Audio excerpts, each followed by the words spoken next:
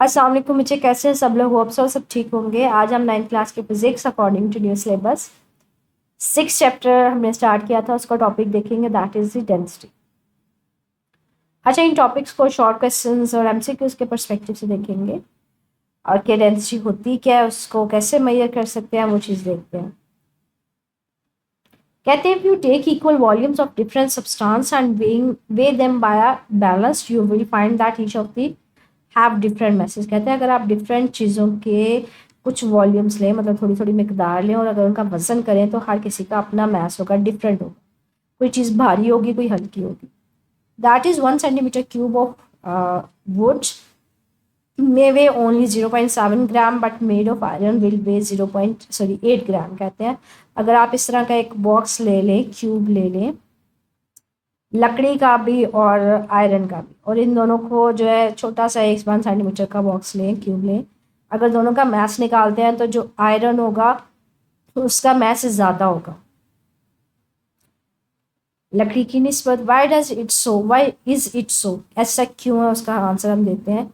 You know that all the substances are composed of molecules. कहते हैं हमें पता है कि जो हर चीज़ है वो किससे मिलके बनी हुई है, मॉलिक्यूल से मिलके बनी है। The molecules of different substances are differ in size and mass. The intermolecular spacing is also different. So that's the reason के molecule जो होते हैं किसी का ज़्यादा होता है, किसी का कम होता है। तो ये आंसर याद रखिएगा कि डिफरेंट कह लें कि ऑब्जेक्ट्स या सब्सटेंसेस का मैसेज क्यों डिफरेंट होता है, क्योंकि उनके मॉलिक्यूल्स का साइज और मास क्या होता है, डिफरेंट होता है। सो दैट्स द रीज़न उनका अपना साइज डिफरेंट होता है। तो ये शॉर्ट क्वेश्चन बन सकता है कि Y the weight of 1 centimeter cube of wood is different than 1 centimeter cube of iron। ठीक है, तो इसका आंसर ये है। तो ये शॉर्ट क्वेश्चन है। आगे कहते हैं the mass of equal volume of various substances naturally is the mass of the total number of molecules present in that volume. ये हमारे पास अगर किसी सब्सटेंस के वॉल्यूम की बात करें तो बेसिकली उस वॉल्यूम का जो मास है वो डिपेंड कर रहा होता है वो कौन से मॉलिक्यूल से बना है, कितने नंबर ऑफ मॉलिक्यूल से मिलकर बना है।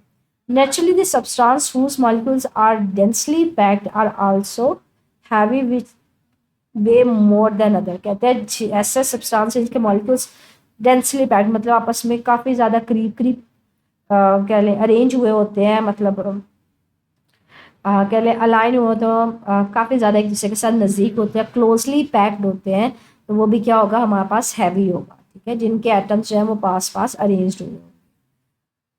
तो बेसिकली अभी हमने सिर्फ यही देखा कि जो मैसेज क्यों डिफरेंट होते हैं, तो ये शॉर्ट क्वेश्चन भी यही चल रहा है। ठीक है, आपके पास यही आंसर लिख देते हैं तो इनफ है, क्योंकि हर मॉलिक्यूल्स का जो मैस है वो डिफरेंट होता है।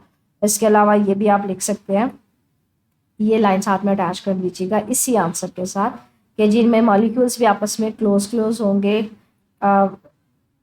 मतलब पैक्ड होंगे अच्छे से, मतलब स्ट्रॉन्गली हमारे पास बाउंडेड हुए होंगे, तो वो भी हमारे पास क्या होगा, उसका मसल भी ज़्यादा होगा। आगे आपने बेसिकली डेंसिटी की डेफिनेशन बता ली है। डेंसिटी हमारे पास क्या होती है, मास पर यूनिट वॉल्यूम होता है। तो किसी भी ऑब्जेक्ट की डेंसिटी इट मीन्स कि उसका मास क्या है किसी भी पर्टिकुलर वॉल्यूम में। तो मास पर यूनिट वॉल्यूम इसका डेंसिटी का हमारे पास डेफिनेशन करेंगे, defined as mass per unit volume, के मास को वॉल्यूम से डिवाइड करें तो आपको डेंसिटी मिलता है। इसका यूनिट देखते हैं, मास का यूनिट क्या होता है बच्चे, केजी। और वॉल्यूम को किस में, वॉल्यूम अगर आपने किसी भी क्यूब वगैरह का लेना हो, 3 साइड्स को लेंथ, विड्थ और हाइट को मल्टीप्लाई करते हैं तो वॉल्यूम दे देता है, और तीनों को लेंथ को, हाइट को, विड्थ को मीटर में लिया जाता है तो ये ओवरऑल मीटर क्यूब आ जाएगा। यहाँ पे डिवीजन में है इसलिए ये मीटर क्यूब माइनस में आ रहा है, केजी पर मीटर क्यूब। तो ये डेंसिटी का यूनिट है जो आप साथ में करेंगे उसके यूनिट डेफिनेशन और फार्मूले के साथ। नेक्स्ट हमारे पास कहते हैं other unit also use in gram per centimetre cube. कहते हैं मास को जो है वो केजी में भी लिया जाता है, ग्राम में भी लिया जाता है, लेकिन बेटर यूनिट यही है क्योंकि मास का जो स्टैंडर्ड यूनिट है, सही यूनिट वो क्या है, वो केजी है। और मीटर जो लेंथ को है उसको मीटर में भी लिया जाता है, सेंटीमीटर में भी लिया जाता है, लेकिन ऐसा यूनिट क्या है हमारे पास, मीटर।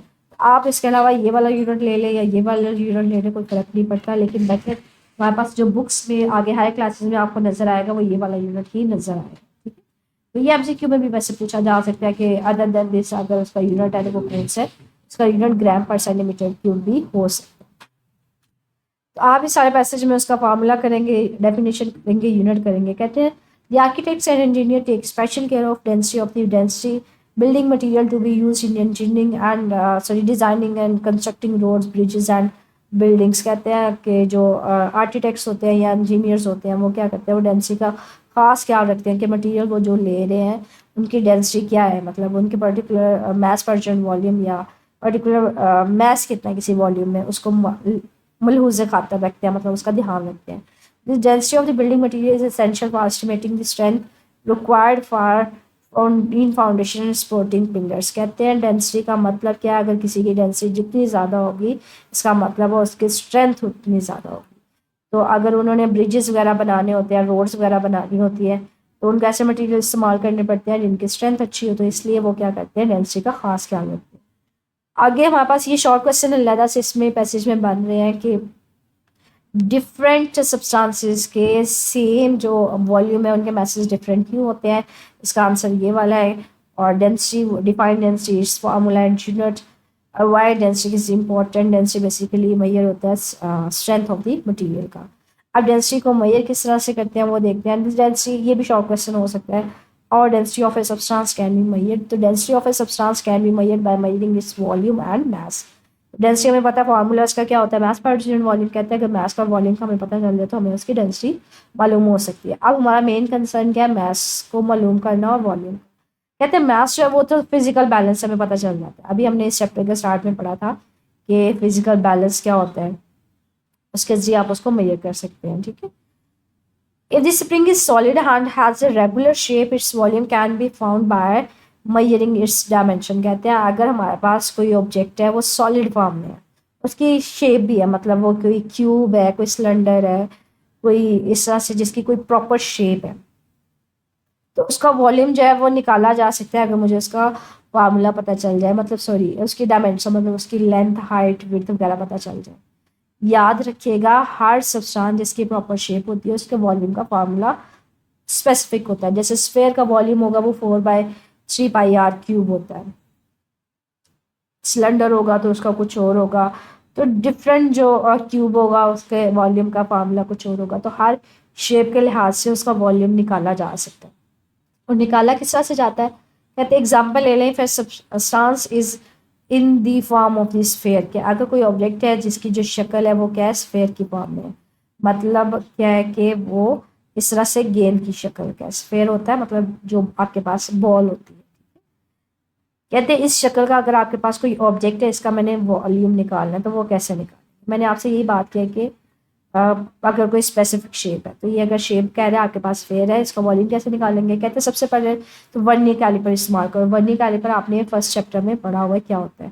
कहते हैं वर्नियर कैलिपर की मदद से ना इसका डायामीटर निकालो। ठीक है, इसका डायामीटर डायामीटर निकल जाएगा। डायामीटर का हाफ लेंगे, उसको 2 से डिवाइड करेंगे तो रेडियस आ जाएगा। ठीक है, और इसके जो वॉल्यूम का फार्मूला होता है वो होता है 4/3πr। के फार्मूला होता है 4/3πr³। आपने रेडियस निकाल लिया, रेडियस की वैल्यू इधर पुट करेंगे, और पाई 3.18 होता है, और 4 और 3 सारी वैल्यूज़ को कैलकुलेट करके आप इसका क्या निकाल सकते हैं, वॉल्यूम निकाल सकते हैं। ठीक है, वॉल्यूम को कैलकुलेट कर सकते हैं। आपको मास का पता चल गया, स्प्रिंग बैलेंस से वॉल्यूम का पता चल गया, जैसे अभी हमने स्फेयर का निकाला है, तो आप उसको क्या कर सकते हो, डिवाइड करके डेंसिटी निकाल सकते हो। If the solids has not a geometrical shape, कि अगर उसकी कोई ऑब्जेक्ट है जिसकी कोई शेप नहीं है, मतलब कोई इस तरह का इरेगुलर सी शेप का कोई ऑब्जेक्ट है, अगर आपने इसका वॉल्यूम निकालना हो तो कैसे निकालोगे। कहते हैं उसके लिए एक एक्टिविटी परफॉर्म करें। एक्टिविटी क्या आप परफॉर्म करेंगे, इसके जरिए इसका निकाला जा सकता है। Teacher you should facilitate to help the group to pour some water in a measuring cylinder. कहते हैं किस तरह का हमारे पास मेजरिंग सिलेंडर, ये भी हमने फर्स्ट चैप्टर में डिफरेंट टाइप्स की इंस्ट्रूमेंट्स पढ़े थे वॉल्यूम मास वगैरह को मेजर करने के लिए। कहते हैं इस तरह का सिलेंडर ले, जिस सिलेंडर के ऊपर ना स्केलिंग हुई होती है, इसके सेंटीमीटर्स में स्केलिंग हुई होती है। कहते हैं इस तरह का एक सिलेंडर ले, इसमें पानी डाल दो। If the substance is soluble in water then use a liquid in which substance in a soluble. कहते हैं इसमें पानी डाल दो, या फिर कोई ऐसे मटेरियल जिसमें जिस चीज़ का वॉल्यूम निकालना चाह रहे हैं ना वो सॉल्युबल ना हो। ठीक है, तो इसमें वो कोई ऐसा liquid low. Note the level of the liquid in the cylinder और जेंटली ड्रॉप दी। कहते हैं आपने जो भी इसमें लिक्विड लिया आप उसका निकालो कि भी उसकी कितनी रीडिंग है, उसका लेवल नोट करो। Now gently drop the substance into the cylinder. अब अगर आपने ये वाला मैंने इसका वॉल्यूम निकालना है, आप इसको क्या करो, इसके अंदर डाल दो। जब इसको इसके अंदर डालूंगी तो इसका जो पानी का लेवल है वो बढ़ जाएगा, ऊपर हो जाएगा, और जितना लेवल वो ऊपर जाएगा इसका मतलब है वो उतनी उसकी वॉल्यूम की वैल्यू है। कहते हैं इसमें वो वैल्यू लेनी है जिसमें जो भी पर्टिकुलर वैल्यू जिसका वॉल्यूम फाइंड आउट करना चाह रहे हैं वो सॉल्युबल ना हो। जैसे मैं इसकी एग्जांपल आपको देती हूँ। फॉर एग्जांपल मेरे पास नमक का एक टुकड़ा है, मैं उसका वॉल्यूम निकालना चाह रही हूँ, और उसके लिए अगर मैं इसमें पानी रखूँगी, डाल दूँगी और मैं नमक को इसमें शामिल कर दूँगी, नमक तो उसमें हल हो जाएगा, पानी तो ऊपर जाएगा ही नहीं। इसलिए आपने ऐसा लिक्विड लेना है जिसके अंदर आपके पास पर्टिकुलर मटेरियल जो है वो उसमें हल ना हो, वो नीचे चला जाए, बैठ जाए, ठीक है। हल नहीं होना चाहिए, सॉल्युबल नहीं होना चाहिए। तो ये बेसिकली जो टॉपिक है ये शॉर्ट क्वेश्चन से लिहाज से ये है कि आपके पास डिफरेंट सब्सटेंसेस का मैस सॉरी अगर देखें वो क्यों डिफरेंट होता है, डेंसिटी क्या है, उसके अलावा आपके पास डेंसिटी का यूनिट फार्मूला और ये चीज़ें, डेंसिटी को मेजर किस तरह से कर सकते हैं। अगर कोई रेगुलर शेप है तो उसके लिए आपके पास मेथड क्या है, अगर कोई हमारे पास इरेगुलर ज्योमेट्रिकल शेप नहीं है तो उसके लिए मेथड क्या है, ठीक है। इससे रिलेटेड क्लियर कर, तो हमारे पास एक्सरसाइज में कोई शॉर्ट क्वेश्चंस नहीं है, लेकिन किस तरह से बन सकते हैं ये पूरे क्वेश्चन पार्ट को मैंने आपको क्वेश्चंस में डिवाइड कर दिया शॉर्ट क्वेश्चंस में। तो स्टिल कुछ पूछना होगा कमेंट सेक्शन पूछ लीजिएगा। ओके।